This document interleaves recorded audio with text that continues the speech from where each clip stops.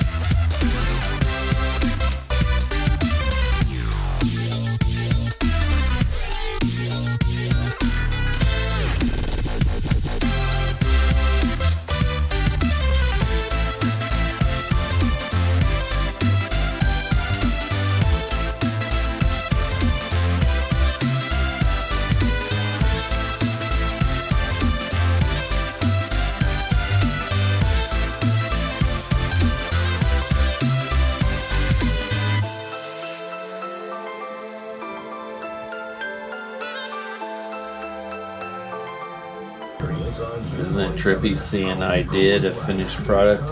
Yeah. Now when it heals, see all this like brownish, kind of speckly, that'll all gray out, man. It'll just be smooth. Yeah. It'll lighten. So you'll have dark spot, like the leaves will stay pretty dark, then you have lighter spots, and then gray, and then darker gray. The letters will stay black.